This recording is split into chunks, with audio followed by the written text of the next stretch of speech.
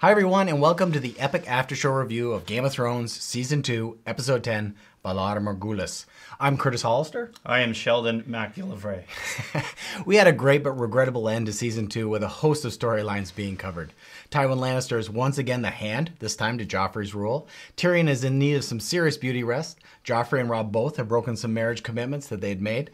Bran is taking his wheelbarrow north to more frozen pastures. Theon's been bagged and tagged. Jon Snow is up to his hilt in Corn Halfhand. Arya glimpses life as a faceless man. And our sweet Targaryen Daenerys gets her dragons back and her vengeful groove on. And wow, Winterfell is on fire. Winterfell's burned. Burned to the ground. Also, follow the conversation about your favorite HBO show, Game of Thrones, at youtube.com/socialpixels, on Twitter at socialpixelstv, or visit gameofthronestv.com. I got Game of Thrones blue balls, Curtis, and I need satisfaction. Yeah, exactly. I think we all have blue balls. Let's fill this in because this is nasty. We're going to have blue balls tomorrow for sure. We're going to have blue balls till Season 3. Yeah, Game of Thrones blue balls. Yeah. But the fact of the matter is, we're going to cover quite a bit this show. It might be a long show today. What I'm hoping for, and to give everybody else hope, is that HBO has already approved Season 3. They're probably already thinking about Season 4. I'm hoping that when they went out and filmed a lot of Season 2, they knew this already, and they've put a lot of the content they need in the can, and they've already got it. So that means that we could be watching Season 3 maybe a little bit sooner than Season 2 came online. Absolutely. I think it means that they've got to wrap some things up. But I mean, actors often talk about they know the end. They know the end of their story. Yeah, they've gotten there already. So. They've got this stuff in the bag. It's when they release it, when they decide to, we'll have to see. Because the meter's running so much when these guys go on location to do these things. That's what I'm hoping for, and that's what I hope everybody else is hoping for. We're also going to be doing a number of post-season 2 shows that talk about a full season recap of Season 2. We didn't do the first 5 episodes. We kind of relate to the game, but we're going to do a full season recap. Plus, we're going to see about getting some more interviews with some of the actors, and maybe, possibly more importantly, some of the creative people that are behind Game of Thrones. It would be interesting to see talk to a writer, somebody who's adapted the books to the screen.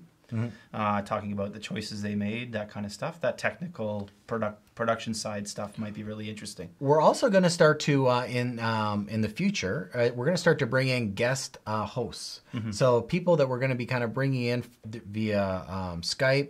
They'll have them in video, and we'll be able to actually be interacting with them in real time. And that's going to be cool because I think it's going to bring more opinions to the table, more insights to each episode. And hey, listen, it's going to make the viewing experience better because people are going to get a richer element of content from it. How we go about collecting those people? So, We'd like send, if you think that you are one of the people that we should be including in this, definitely send us a message at Game of Thrones. So send an email to gameofthrones@socialpixels.tv, or send us a message via Twitter at socialpixelstv. And we'll definitely consider you. We're definitely open to anybody's on the table as long as you're not crazy as a bedbug. We might, not crazy as a bedbug would be nice. Yeah. And not too critical of the show. We might, and you have to sign a waiver that you're not going to, set fire to anything, or if we set fire to you, you'll have no problem with it. Exactly. Yeah. Complete and utter indemnity. There might be, we might be able to get a little contest going for this. Yeah. Some sort of little thing that just, decisively decides a winner. We're going to send out some messages via YouTube, so definitely subscribe to the YouTube channel. You'll see that we're going to have, during this episode, a number of little kind of slugs come up and remind you to subscribe. Please do. It makes our job a lot better in kind of getting a hold of you guys. If you are fans, we're fans too. We're not trying to sell you anything. We're just here to basically talk about one of the best shows ever made and what best books ever. We're just two guys who read the books. Friends that like Game of Thrones. So friends is a strong word. Here we are. Yeah, that's strong. Yeah, you do have a bit of an odor. Yeah, that's tough. It's tough to be around.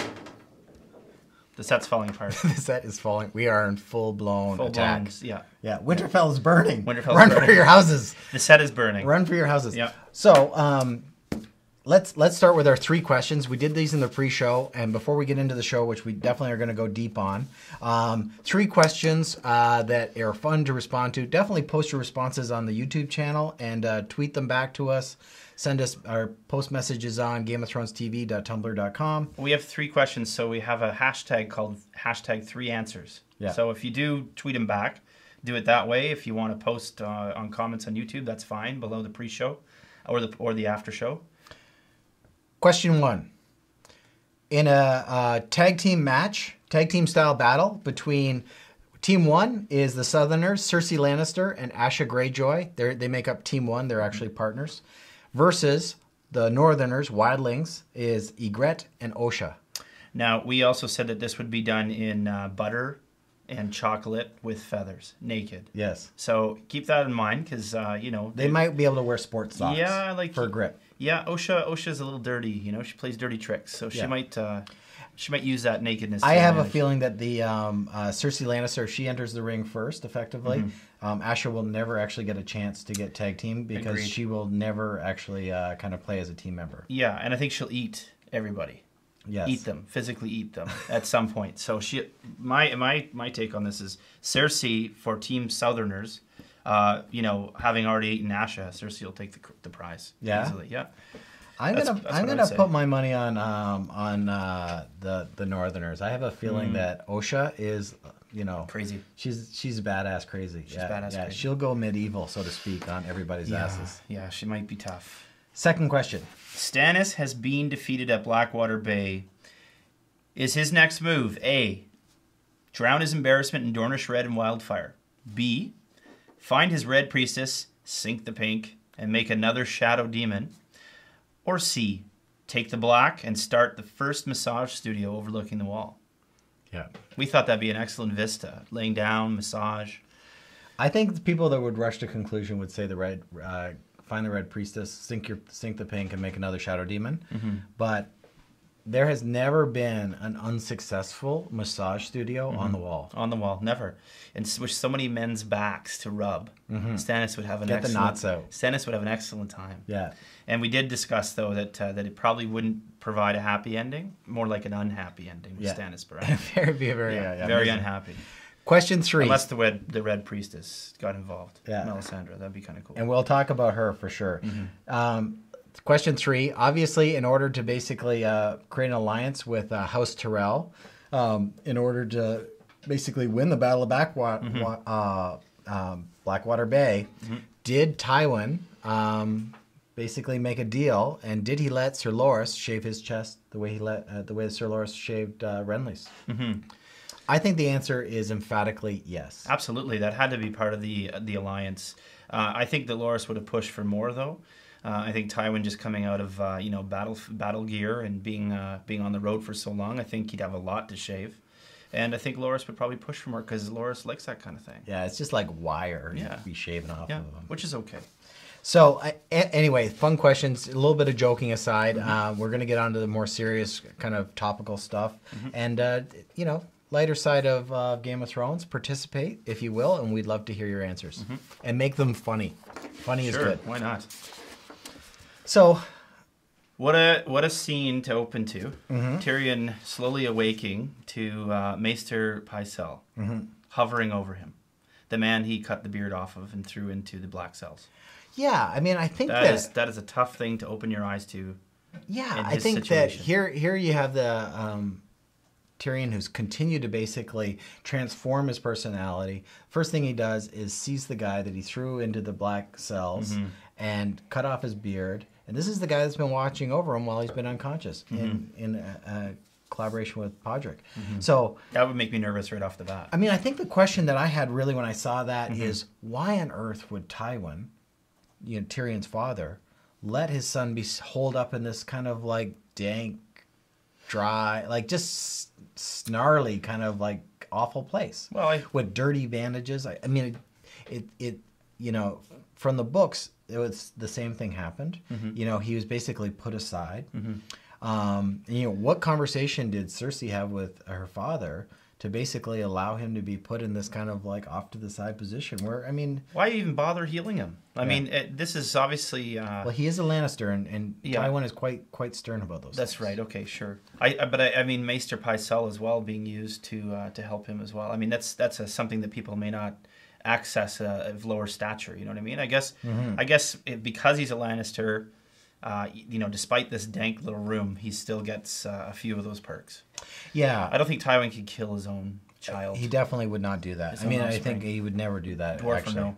I think, though, that, what it goes to show is Tyrion is in, like, an awful place, just mentally. He's not only kind of a dwarf or half-man, now his face is all cut up. Yeah.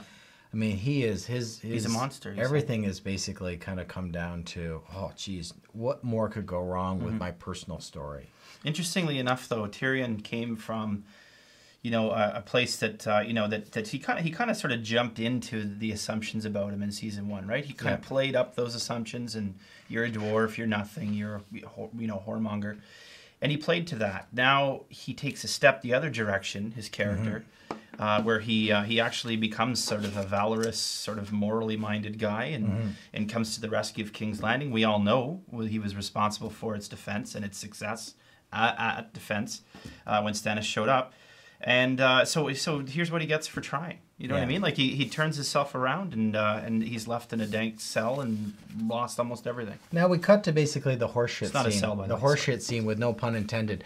Well, we've got a situation where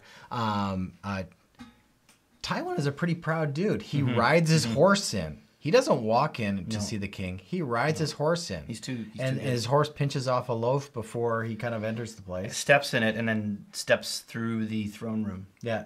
So drags his horse's shit through the throne room. And then you've got a situation where he takes the kind of the accolade from the king. And he is really, what's on my mind with Tywin is that he is ready to rule King's Landing. Like, he's going to basically... What's on his mind is what he's going to do next. And this is just a ceremonial kind of situation that is for everybody else. He didn't seem too big on the whole affair. Yeah, and he turned around and walked right back out. Exactly. And the shit being mushed into the cobblestones was very symbolic. Two other guys were covered, or two other kind of like families were covered in this. One being the Tyrells, and the other being Littlefinger. Baelish. Yeah, Peter Baelish. Yeah. So with the Tyrells, this is a kind of a big move because basically Loras Tyrell said, "Hey, listen, my sister is still a virgin, and she's still pure and so forth. We'd like you to consider making her your wife and the queen." And there's this dialogue that happens where you feel like, wow, Joffrey, you're continuing to be pathetic because you're like, oh, I can't do this. No, I can't do this. Twist my arm. And everybody says, oh, yeah, you can do this. It's okay. So he breaks his commitment to marry Sansa, which is a big deal among nobility. See, in this scene, though, Loras almost says it through gritted teeth. And at the end, too, when he does accept, him and Marjorie are both glancing at Sansa quite often. Not a look of disgust, a look of kind of almost pity or some sort of knowing, between the three of them. But I don't. At the end of that, when he did finally accept, I'm not sure if that was the intention of Loras Tyrell to actually get beyond the marriage agreement. He looked very unhappy. He looked very upset with the outcome. I don't know if that was. I think maybe the gesture was what he wanted to do. Yeah, in A Land of Scoundrels, Loras, and this came through in the books, although he did align with Renly, he's a good guy. Loras is a good guy, and he's a great fighter. The Tyrells are and the Tyrells are from the southern region of Westeros, or like kind of just below. They're basically in at the I think it's the Marin River. They've kind of been at war at times with Dorne, and Highgarden is their mainstay place, and it's a place of riches. Like these guys are rich dudes. This may have been part of the agreement too. Yeah, we don't know. Loras may have been asked to offer Marjorie in marriage because listen, the Lannisters benefit immensely from this alliance. Yeah, the Tyrells are very wealthy. They've got a lot of power. That's right. And that's exactly what the Lannisters need. Without them, I don't think they could do it. No, absolutely. Exactly and they what the brought, Lannisters need. Now there's about 80,000 new troops in King's Landing, and they're in a position of power. Like not much can go really that wrong right now. So the second guy is Peter Baelish, or Littlefinger, who has been given Harrenhal for kind of architecting the deal. And this deal happened because he's the one that architected it. He did, yeah. So that's a big deal. This guy Littlefinger is an interesting character. He does continue to play this kind of peripheral role in a lot of ways as a mover of chess pieces. And he's given Harrenhal, which is that, place that's basically a burning hole in the melted by dragon fire. Burning hole in the ground, but it is a big place. And in the books, one of the things that they did say was that all of these lands will be paying to you, including River Run and so forth, paying tribute to you. So that's kind of a big deal. That's a big deal. It's a big reward. Although the keep itself isn't in great shape, Oh yeah, and it's cursed according to legend. Littlefinger didn't come from a noble place, right? He kind of worked his way up through the Fingers, which is this area that's off to the east and northeast, but not a wealthy background, not a wealthy family. Yeah, and here he is getting a lordship. Yeah, exactly. That's I think the closest kind of major town close to the Fingers is White Harbor, but it's kind of a nowhere place. Yeah. Is he sneaky or is he just doing his job? Well, one thing he's sneaky. Because he's just sort of doing his job. He's doing what he's supposed to do. There's something sneaky about him because he's never loyal to anybody. He's got a plan for himself at all times. That's what it appears. He doesn't have real loyalty. So that means he's sneaky in my mind. He does have a very frank conversation with Sansa. Yeah, and that was interesting, offering her help and getting her out of there. Yeah. And he had a great line, all liars here and every one of us is better than you. Yeah, we're all liars here, and everyone. That was in the book as well, I think. And because Sansa's been kind of like bullshitting her way through the situation up to this point. I think she's saying what she thinks is safe to say, and meaning I'm King's Landing is my only home now, and he knows that's bullshit. Yeah, he knows that's bullshit, and then he nails that down right away. And again, that whole line is referring back to the whole game and Game of Thrones. That's exactly what it's about. It's about lying. It's about deceit. It's about playing these games. So she's got a choice to make. There's going to be some choice whether she decides he's going to decide to either help her, and she's going to either help him or she's going to have the fate that he's talking about. Yeah. And we won't spoil any of the things that are happening out of the books, but that is going to be an interesting. Why is he offering to do this though? Well, he's offering to do it. In my mind, is that he's in love. He's still in love with Catelyn Stark, or Caitlin Tully, and he was. He basically, his backstory is that he fought Eddard Stark's brother in a duel, got his ass whooped, and lost her hand. Basically, he fought for her hand, but he never really had it. She was his friend and so forth. Like he never really had it. No. So, but he still has some sort of. So he sees kind of maybe Cat Stark in Sansa. I'm sure. So has he got the hots for Sansa? Well, that's is he looking? Question. Is he looking for something from How Sansa? would people feel if Littlefinger put his little finger in Sansa? Yeah, amazing. I wonder if his little finger worked. Stranger things have happened. Yeah, it is a little. Now, cutting on to my favorite character for some of the books anyway is Brienne. So Jamie starts off with his continual kind of like sexual taunts, where he's mocking. He's basically mocking her. Of course, right? Yep. And that's on the heels of them kind of landing on the shore. They're trying to make their way to River Run, they say, but they're not really going to River Run. And three wolves, and in the books they call them wolves and lions and so forth. Three wolves are Northerners, men of House Stark, or men of Stark's army, come down, and Jamie tries to pretend he's somebody else, and Brienne is like, "Hey, listen, we're just going on our way," and the guy recognizes Jamie, and Brienne opens up a can of whoop ass. A huge can of whoop ass. Yeah. 2 swords, everything. And what I thought was interesting about that is that you do get that out of the books. Like, you got this person that was, like, continually mocked, and then that was a spinning murder machine when she really had to be. And you saw even in that scene how Jamie's tone changed to, like, a little bit of respect. Well, yeah, sure. I mean, one thing that was established was that that she mentioned that she's not loyal to House Stark. She's loyal to Caitlyn Stark.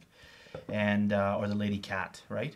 And that's one interesting part, because I think that sort of I think that until she opened her can of whoop ass, Jamie really didn't believe that. Yeah. Do you know what I mean? When she just killed 3 Stark well, men. because he's like a serious fighter. When she killed 3 Stark men, yeah.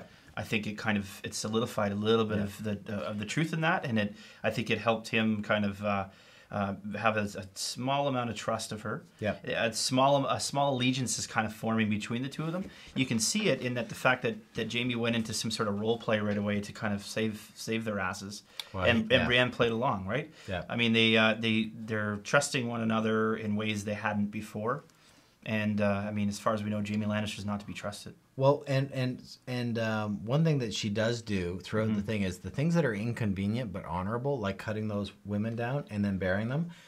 She stuck with that. She then cut them down, and she would have buried them. And I think she gets things done. You respect that while you're reading the books. Like you see a person that's not about convenience. You see a person that's about really being a knight and being honorable. What's really interesting too is that you have the most, I guess, the most knight-like person in Brienne, and the least knight-like person in Jamie. And George R. R. Martin's genius is to stick them together. Yeah. So you get this great sort of representation of what, even a romantic idea of what a knight is in Brienne, and then Jamie's witnessing that, who he himself is supposed to be much like that and hasn't been. So it's a weird play between the two characters in the storyline, but it's a great one to watch. And I mean, it's a good contrast. And I think that when I'm reading the books and so forth, you get inspired, and and everyone that comes in contact with her either dies, is inspired as well, or that's it. Those are the options. Yeah. Like, she is an inspirational individual within the books. And she'll kill you. And she will kill you just Don't as mess soon with her. as she can. anything. Yeah. Okay, so what else have we got? Okay, we just want to I just want to touch on Varys and Ross. Right after the Baelish and Sansa scene, Varys is in sort of trying to coax Ross into, I think, disloyalty to Littlefinger. And the only thing was just touching on his purpose. I think he wants somebody to keep tabs on Littlefinger. I don't know though.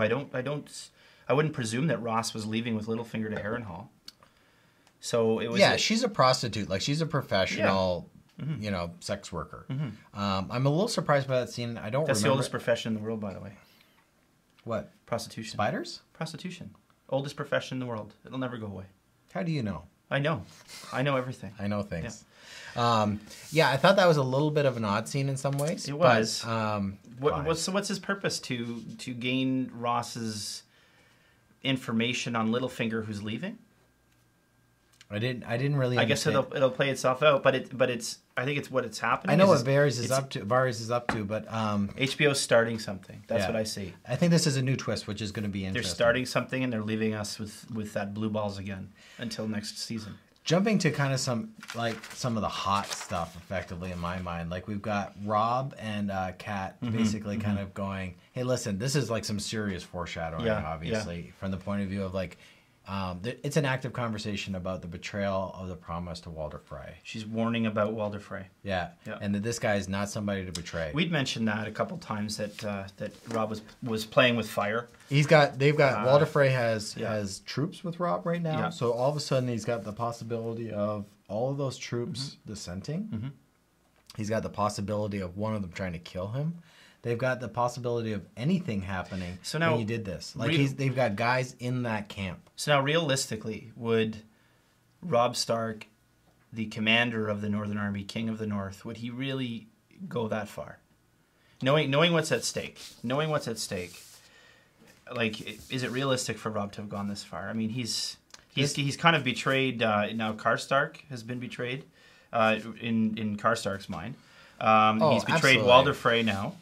And he's likely to lose that ally and that river crossing and the twins and everything else. So what's Robb thinking? Where's he going? For all of his success in the battlefield, he seems very ignorant as a commander. Yeah, he's done a lot of great things. It's a lot of foresight lacking It's like, here. Rob, would you rather have $5 or $10? Yeah. And he's like, I'm going to take $5. Yeah, exactly. Yeah. And he's like, I'm not sure which one I should take. Better take $5. Better take $5. Yeah. Yeah. So it's a guaranteed loss that he's kind of have. He's going to have to deal with this situation. And he's doing it deliberately. I mean, he's doing it knowingly. I don't know if he's calculating the loss, but I think he's taken huge chances here, putting himself in a very difficult position. Yeah. Stannis and Melisandre, the Red Priestess. I thought that was a really kind of interesting scene because you saw a guy that was... obviously, he's at conflict with following the Red Priestess and the Lord of Light, Roller, because he was ready to... It's like, hey, listen, I thought it was all going to work out because you said it was going to work out. Doesn't every battle work out exactly as planned? Not exactly, Stannis. No. And this one is an example of that. Well, so he's like, and as a bonus, we choked the staff. Yeah. Stannis is feeling like what he gets from Melisandre, I think, is something he just feels this is imminent. Yeah. You're going to win battles. It meant King's Landing. Obviously, he was wrong. Not necessarily her. She's talking about this year going on, or this war going on for years, and that thousands of people dying from it. Stannis will be king. Stannis will have followers. People will bend the knee to Stannis. And her timeline is undeterminate. Like, I mean, he is. I think he's thinking for something quick. He's confusing. But one of the big things that came out in that scene, besides the confusion, was the regret. Did he not say? I killed my brother? That was a really telling moment, actually, because there was It's like he woke up for a second and said, like, "Holy crap! I killed my brother." Yeah, like I killed him, and I mean, and that just goes to kind of like talk to, also like what she was talking about after he choked her, and an interesting part about the choke scene was she drank poison when the other maester was trying to basically poison her. No effect. He chokes her. She didn't die. No. He didn't choke her for long enough. And she could speak. And she was fine. Nothing happened to her. My point is nothing happened to her. And there's something about the Lord of Light that doesn't allow people to perish when they should. It's so it seems. So the poison scene was a perfect example. Exactly. And if Stannis is now, whether he choked her long enough is debatable. Definitely. If Stannis is now the son of the Lord of Light, as she called him. Yeah.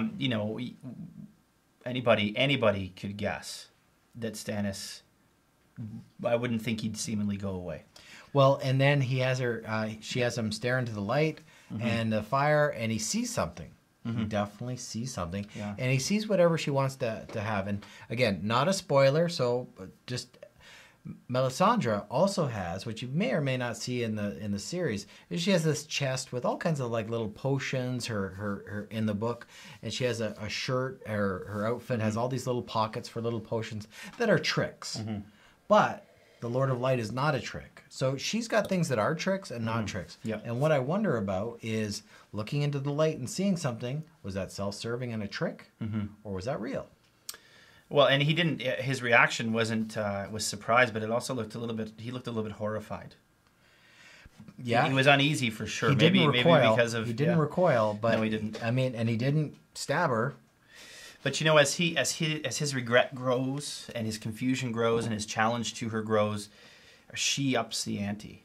She just escalated this. She just gave him a flaming vision of the future. Yeah, in for a penny. He's in for a penny, in for a pound at this point. Like, I mean, he is definitely balls deep in this situation. Literally. Literally balls deep. Well, you remember that scene from 2 episodes ago. Maester Lewin and Theon. Another really good scene. I thought that was a really great scene, actually, because I think it vindicates and validates everything I've said about Theon. Somewhat. Yeah. I'm just joking. He is just a boy. He's just a boy. He's a kid. He's a boy, and he has no idea what he's doing. I thought that scene was really well acted. So you guys, Alfie and the actor playing Lewin, I should have all the stuff in front of me, and I have reviewed it. But once you're a couple glasses of wine into a good time, Lewin and Theon, I thought they both did a great job acting that scene out. And what you really felt like was Master Lewin really had his best interests at heart. He wasn't giving him crappy advice. He was really saying, hey, listen, you are screwed right now. Whether you last for a week or a month or whatever it is, you are screwed. You need to get out of here. It was how he spoke to Theon that struck me. Like he probably spoke to him like he would have when Theon was there as a boy. Yeah, he gave him good counsel, though. He talked to him in a kind of a, it was an emotional way. He talked to him as a father would talk to his son. And he appealed to that part of Theon that that some of us have seen all along, that he's got something in him that can't quite become Ironborn anymore. You know what I mean? It can't quite become as bad as he projects or wants to be, or tries to be. Do you know what I mean? That's right. And Lewin was able to call it. He said, you're not the person you pretend to be. And of course, that spoke to Theon more than anything. Cut to a scene where Theon is basically rallying the troops. He's got 15, 20 guys. Ironborn. He's like, we're Ironborn. And he's like, are we not better than these guys? And they're all like, yeah. Hey, are we not going to kick their asses? Yeah. Are we not? Wham. Yeah. Right in the back of the head. Yeah. And it's like, hey, thanks for coming. So obviously the message got to the Ironborn guys from Roose Bolton and his son Ramsay Bolton to say, hey, listen, we're going to give you free passage. We're going to go home, because they said, hey, listen, let's go home now. Yep. We know we're going to go home. Yep. Let's just turn Theon over, and that's it. Yep. So my question is, who set Winterfell on fire? Who set Winterfell on fire? Why is Winterfell on fire? Like, the Ironborn guys wouldn't have set Winterfell on fire. They wouldn't have? Well, hey, listen. If they set Winterfell on fire, it's like, hey, guys, the deal's off. Now you're dead. So they're like, you got a deal. You get to go home. And Ramsay Snow was coming to... It's like if somebody steals your car and you go, listen, or your cell phone, you go, listen, just bring it back. And he brings it back and he smashes it just before he gives it to you. Yeah. You punch that guy right in the beak. Yeah. Yeah. Folded 5 in the chiclets. Folded 5 in the chiclets. Or the snot box, whatever you want. Yeah, you exactly, you make the snot fly. And it's like, so they didn't burn Winterfell. And Ramsay Snow was supposed to liberate Winterfell. I don't know who burnt Winterfell. Maybe it just caught on fire. Maybe I'm assuming that what was outside was Ramsay Snow. Smoking a dart or lighting a bowl up. Yeah. And Theon may have left. But I think that's a great question for everybody. Who set Winterfell on fire? Basically, we're back to Tyrion. I mean, Tyrion and Podrick. Well, Tyrion in this case, and Shay and Varys. Yeah. So, I mean, I think that scene for me really was like more humanizing of Tyrion. Yeah. I mean, you saw a guy that actually with Varys and Tyrion. I mean, Varys was saying, "Hey, listen, you're not going to get credit for this. This sucks. This is horrible. But guess what? I know what's going on." I think too. It showed his true nature, Tyrion's. You know what I mean? Like, he is actually he had a guy these defense mechanisms that kicked in, but at the same time, he was like, oh, he's in tears at the end with Shay, right? Yeah, and I actually, I mean, he's a guy who gives a shit. He has a conscience. And more great acting from Peter Dinklage. Of course, yeah, like, really great. I mean, he's got a vagina on the front of his face now that it's like, from a gaping vagina. Yeah, like a giraffe's vagina. Good makeup though. Yeah, it was well done. And in the book, they kind of make it sound a lot more severe than it was there. I think that Peter got actually off pretty light as far as how bad the slash is. Now, he didn't lose his nose. Yeah. In the book, he loses his nose. Yeah, so the scene's done. That's all happened. But I'm glad he lost his nose. In this, he didn't. I think it would be distracting, to be quite honest. Well, it's almost like George R.R. Martin really goes after the character of Tyrion in a really negative way throughout at least these 2 seasons that we've seen. Exactly. And I mean, he's already disadvantaged in the sense in Westeros here. I don't think dwarves are disadvantaged outside of there, but he's disadvantaged, and then he loses in the book. He loses his nose, and he's cast aside, and he's lost. I mean, here we're talking about him losing the City Watch. Bronn's gone. His tribesmen have gone home and been paid. He has absolutely nothing but Shay.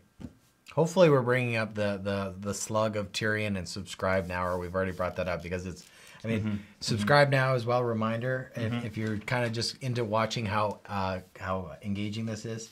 Cut to, actually I thought it was a pretty great little ceremony with Robb and Girl Volantis. Yep, Girl Volantis. I think it's Talia. Yeah.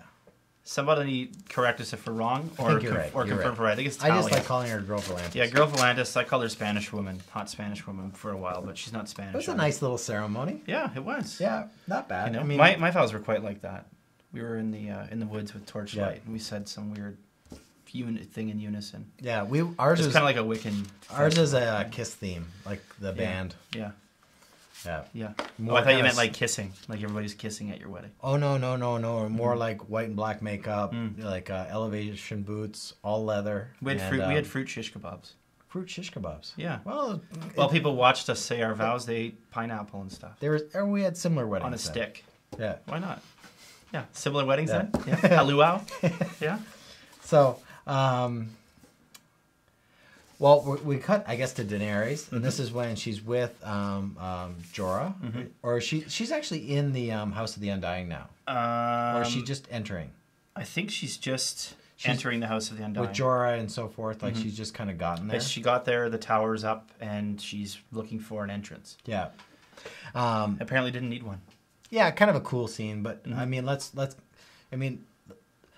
I mean, I think we can talk about that now as far as like from the timeline point of view. Like if we're talking about Daenerys, I think that she cuts to this place that comes into this room with all these doors, which really is about options. I mean, it's a metaphor for choice and not knowing which choice to make. She makes a choice. Automatically, she comes into the ruined kind of carcass of King's Landing and the throne room. And she's in the Red Keep, basically. And I think what's interesting about that, and I know we're jumping a little bit back and forth, but I think we're going to stick right now just with Daenerys and what she kind of encountered in the House of the Undying. Yeah, exactly, because that was just such a short scene otherwise. Yeah. She comes up onto the Iron Throne, and it's winter, and there's destruction. You can see the sky through the roofs. It's some kind of future glimpse. That's what I thought too. It's either a future glimpse, but I thought it was really about temptation. Yeah, choices. Yeah, definitely. It was about the temptation. Like she goes to touch the Iron Throne, she stops it. And her dragon screams in the background. And those little screams were kind of the reminder of what was kind of happening. But the visual of the Iron Throne and being able to sit on the Iron Throne, her destiny as a Targaryen, the thing she seeks, was really about temptation. Sure. Absolutely, and I think the open ceiling, the winter. I mean, how many times have we heard winter is coming, right? And these winters last years, and so that's a good point. I didn't even think of that. Winter's coming. So winter is in a place that's subtropical. Yeah, so you have a nice shiny King's Landing now, nice shiny sunny King's Landing. But if winter's coming, it's going to be there's going to be snow everywhere. Yeah, exactly. And the roof burnt out. Absolutely, I don't know what that means. The roof burned out says to me dragons. Sure. But everything would be burned if it burns from the bottom. At the very least, it gave you you were left with the suspicion that you're seeing King's Landing down the road. Yeah, definitely in ruin. But the temptation was the bigger part of that, and that she went for it, walked away. Next thing she encountered, we were out walked out of the wall. Yeah, but what was interesting about that in my mind was. She walks out of the wall, and why would they choose to put the mirage of Khal Drogo at the wall? Like it just seems kind of an odd thing because the Targaryens are not really tied to the wall. The wall was built by Bran the Builder, who was a Stark. So the Targaryens don't really have a link to the wall. So I'm a little surprised they chose that, but. It was the second test of temptation because she did want a family with Khal Drogo. He was her first love and her baby, and her child that she saw there. So I thought that was a great scene as well, and she almost went. Yeah, she almost went. I mean, she wanted nothing more to have them back and be with them, and almost took it until she remembered what she was told. Yeah, and cut to the money shot effectively of this scene where we've got. She sees the three dragons. They're on this like little pedestal, stone pedestal. They're chained down. They're screaming, and guess what? Our good buddy, our blue lip creepy warlock guy. Creepy warlock, yeah. Uncle Touchy. Yeah. Uncle Touchy. Uncle Touchy. Touchy. This is the guy you don't want to be at the family picnic. Yeah. Like you're like, Uncle Touchy, where's everybody else? Uncle Touchy. So Awful. All of a sudden, he got chains on her as well. We get energy. He's saying we get energy when the dragons are around, and the dragons get energy from you. Yeah. Which I thought was interesting. And here's another little thing I'd like to say about that. Mm-hmm. So, we know that Bran and the Starks kind of can commune with animals. Mm-hmm. Right? Well, they're all having their vision, their direwolf visions. Yeah. Right? So Bran has taken the shape. We've seen Bran run up to the pool of water and look in the pool, and he's a wolf. So, and it's kind of implied that Robb Stark can do that too. Mm-hmm. Wouldn't it be cool if the Targaryens had that ability with dragons? Cool. And that's how they actually make the shit happen, because you just can't. It's not like you get a dragon. You're like, hey, listen, would you be cool and just kind of like burn over there, over here, not that spot. Yeah. And so that would be a cool story aspect if the ability to kind of like I think that's what happened though. She turned around and she communicated with them, and she had been practicing. She had been practicing with that. So there's some connection. She looked very knowing. Turned around, looked at the warlock, and made her command. She said Dracarys. Yeah. Which means pizza. Oddly enough. Yeah, with cheese. cheese pizza. I mean, in old Valerian. I don't know. I guess the dragons understand that kind of stuff. Yeah, I mean, maybe they were hungry. They're hungry. Yeah. And who doesn't love cheese pizza? But you know what? It was another progression of the character, Daenerys' character. Yeah. Her relationship with the dragons. She was totally cool with that flame going close to her too. Yeah, no problems. Well, she doesn't burn. She's a real Targaryen. She doesn't burn. So the idea there too is that that relationship now is closer.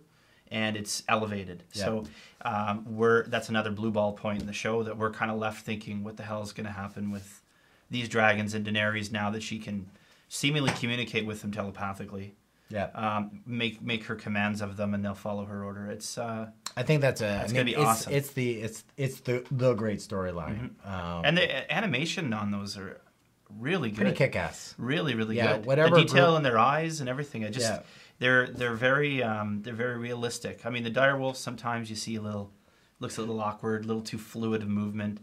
But these dragons are very well done. The direwolf shots might be a lot of forced perspective too, where they have that kind of just closer and it looks like it's doing whatever it's doing, like they did in Lord of the Rings. Mm-hmm. So anyway, that was a great scene, and it totally. She totally got her groove on there. Mm-hmm.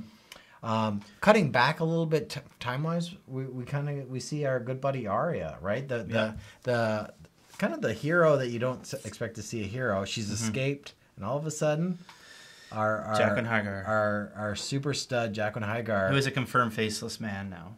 We know that. Yeah, and in Bravos, that's where there is basically a church of the faceless men, and you don't really. I mean, people can look up what this is or not. It is a storyline, so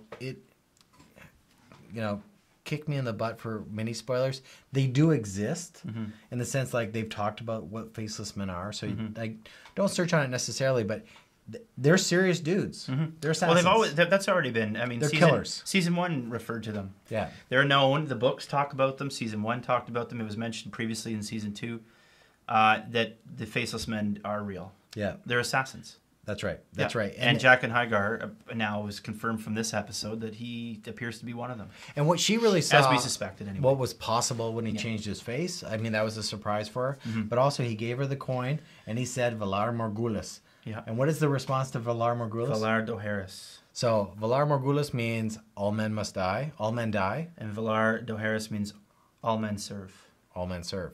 So serve who? Uncomfortable silence. Themselves. Yeah.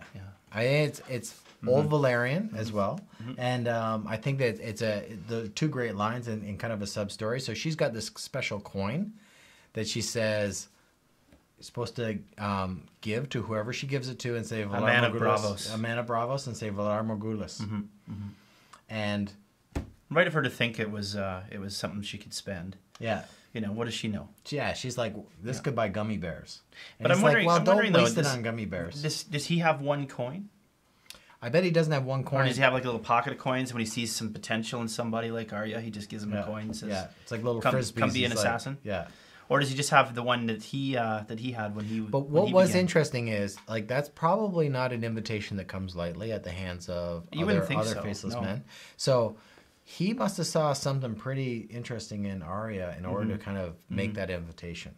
So I think that maybe something too that we're not supposed to like. We're not supposed to see ourselves, viewers or even just fans or book readers. Doesn't matter. I don't know if it's something we're supposed to ever see. I don't think she had some sort of physical prowess that he was impressed by. It may have been something that he deduced through just through who she was.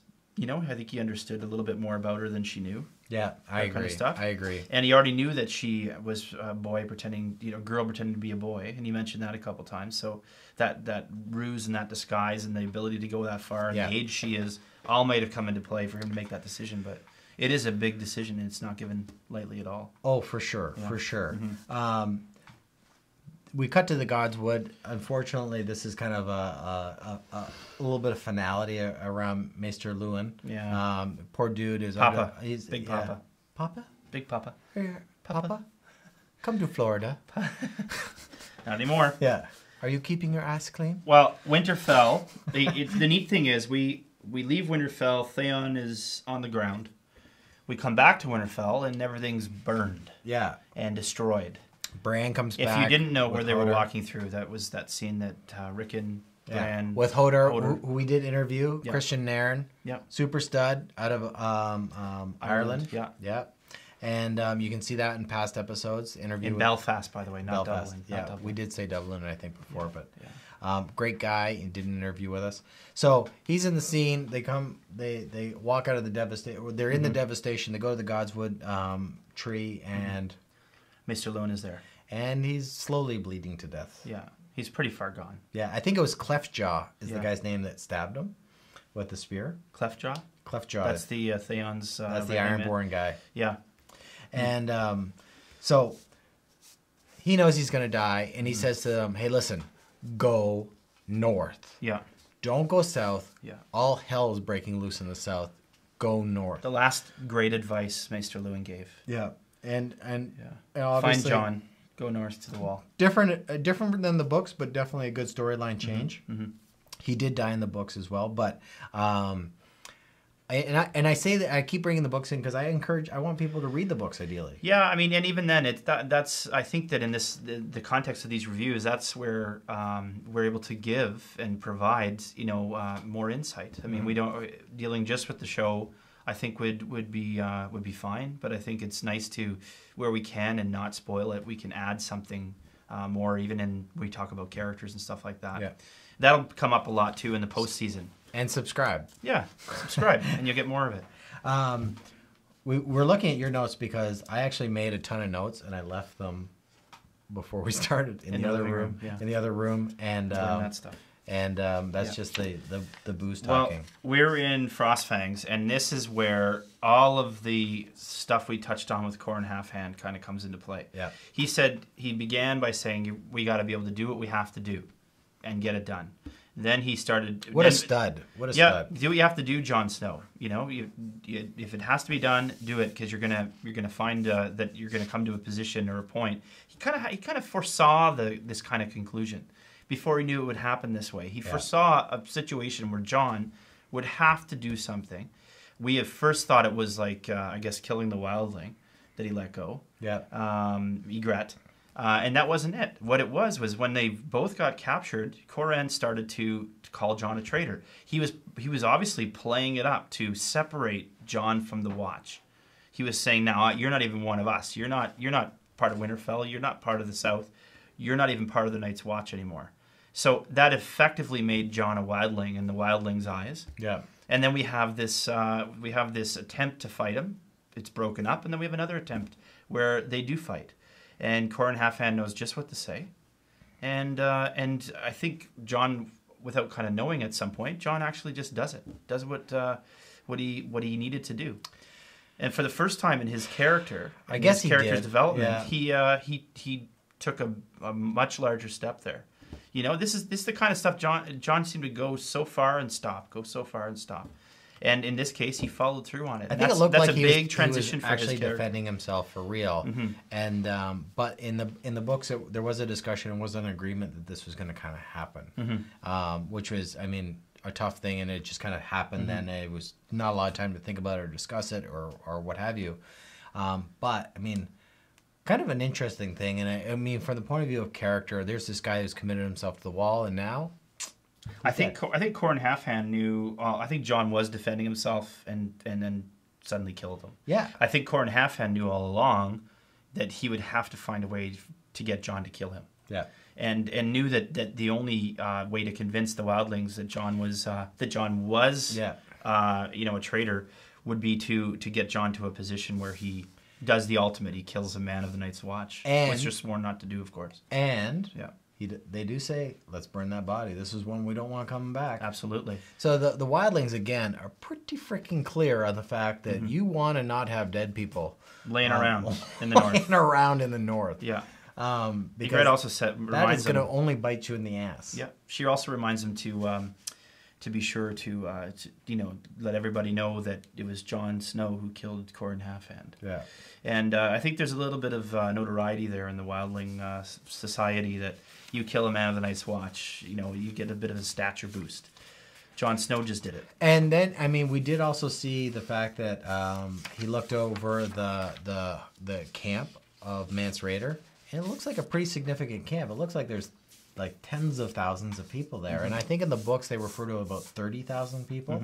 So think about it. All of a sudden we've got these big kind of movements of armies. There's 50,000 people here, 20,000 people here, 100,000 people here. I mean, it's a gigantic 30,000 people here. And these are like hardcore people. Like they're not like, but they're not organized the same way as like an army is. So it's a little bit different. And then we're meant to think that there's this big force that's coming out of the north. Right, but even now, the Night's Watch, Jon Snow has talked about it too. Where are they running from? Yeah, they've abandoned all of their villages. Yeah, and they've decided that this strength comes in numbers. They're high up in the Frostfangs. They may be coming to the wall eventually. We don't know, but the idea is that they're way up in the Frostfangs. Yeah, and they've decided that being together is better than being in their separate villages and as they where their life was, where they lived. Yeah. And so there's a purpose to that. There's a reason. Yeah. And you're going to see more interesting kind of characters and creatures that come out of the wildling camp. Definitely. Without spoiling anything, I mean, you're going to see kind of some of the promised characters that you've heard mentioned throughout that are just kind of mythical things that everybody else is we did. Yeah. Our last scene, I think when somebody commented a couple weeks ago, that the last track, number 21 on the season 2 soundtrack, was called Three Blasts. Three Blasts, we all know, means White Walkers. Yeah. And the very end scene here was Three Blasts and White Walkers. That's right. And Sam, hiding, cowering down behind a rock, and these gigantic. And what a scary friggin' scene! So again, this is not exactly how it went down in the books, but. So he's standing there, a couple White Walkers he sees going by, and then all of a sudden you see this like fleshy horse, emaciated, like like scaled back, kind of tight guy that looks like he's 1,000 years old. He looked like tree bark. Yeah, he looked like exactly living tree bark. Living tree bark. And you saw Godswood tree bark. Yeah, exactly. Yeah. I mean, he looked like he was 1,000 years old or more, which I thought was, again, a great job by HBO. But and then you saw kind of a cutaway to all the different people, and you really saw this mixed fruit pudding of like guys on horses with like armor, and you saw just guys with swords, and you saw guys with axes, and you saw guys that had battle wounds that had obviously killed them at some point, but.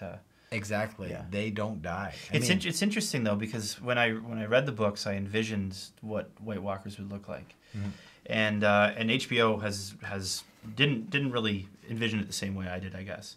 But it's just interesting to see this. They're not going to make them bunny rabbits. No, like you think. That's what I was hoping for. Bunny rabbits with red eyes and fangs. Yeah. Yeah. They're vicious. Yeah. They're vicious. But they did do a good job. That rabbit is dynamite. Uncle Touchy. That rabbit is dynamite. Yeah. That's from whatchamacallit, Monty Python. Monty Python. Yeah. So I thought that was a great scene.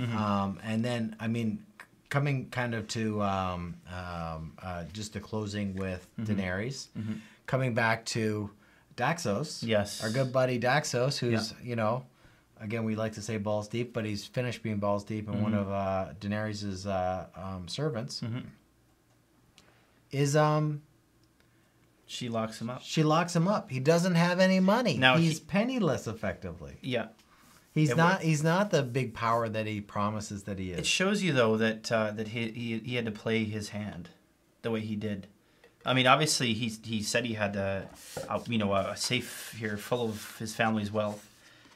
When you see that there's nothing in there, you can kind of see why he may have created this sort of, I don't know, it was a little bit of an alliance with the warlocks. Yeah. And, declared himself king. This guy surely would have bailed him out. This guy has been punching above his weight for a long time. A long time. And credit to him, but the fact of the matter is he is now locked into a, Valyrian stone cell. And he's not going to get out of there. And he's, that's the way life is going to be for that guy. So, I mean, she got her groove back. She got her dragons back. She got her vengeful ass rocking. And she looted the crap out of Daxos' house. Yeah, she's like, we got it all. Yeah. So that's great. All in all, awesome. Awesome. Yeah, we had a lot of fun doing this. Like I said, we're just three guys. We got Matt over here behind the camera, who does all the technical stuff. Who deserves a lot of credit. A lot of credit, Matt, Mr. Man, Matt Fish. Well, he's over there. He's not going to come over here for sure. However, he does an excellent job, and we're all kind of together just doing this, having a good time. We kind of regret that we didn't start at the beginning of season 1. And just to give people an idea, and we've launched this for about a month now. We've got close to 100,000 views, which, thanks so much. We love doing this. We do it whether we got 100 views or 100,000 views. Yeah, exactly. We're going to keep doing this, and expect a couple more scenes, so definitely subscribe. Yep. We wanted to let you know, though, that the first 5 episodes of Season 2 we didn't get to cover. We are going to touch on. So if you're interested in anything we're saying, our analysis, our review, our insight on it, we will touch on this season in its entirety. We're hoping to do sort of like a super epic Season 2 review. So we'll just kind of try to hash out all the plot lines, everything we've seen this season, and give you guys a really good in-depth review of all of it from season 1 right through season 10. Or sorry, episode 1 right through episode 10 in season 2. Yep. And that will provide you guys with a lot of new content that we didn't get the chance to review before. Again, subscribe to youtube.com/socialpixels, because definitely hit the subscribe button. It makes a huge difference from our point of view and being able to kind of have a tool to reach out to you. One quick thing before we forget is Sheldon is wearing a cock ring on his wrist. Yes, I am. Yeah. If you just give me a comment if you're interested to know where that came from. I have nothing to do with it, but that the person who made it lives across the street from me, and I said I'd wear it on the show. It's leather. It's metal, leather, stitching, stuff like that. So if you're interested in wearing leather, chaps, and other sorts of things, I wear it all the time. And you need a cock ring that can fit on a wrist? Fit on a wrist? Yep. Send us a comment, and I'll let you know where to get one. Thanks so much. This has been a great season so far. Season 3 news and thoughts. Okay. One was just production, that they would probably have produced a lot of the stuff they're filming in season 3 already. So the start date of season 3, we will stay on top of that news. Hopefully our Game of Thrones TV.tumblr.com or at Social Pixels TV or on YouTube, you will be the first. We'll be the first to know, and you'll be the first to know what we can find out for you. I do know that I've heard that season 3 is based on the first half of book 3. Yeah. So if you're going to take up some reading this summer, keep that in mind. First half of book 3. It's not to spoil it for yourself. The other thing is,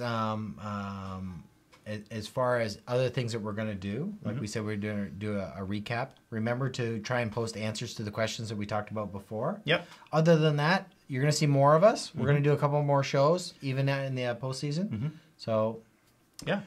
Thanks so much. I'm Curtis Hollister. I'm Sheldon McGilvery. And you're watching Game of Thrones TV.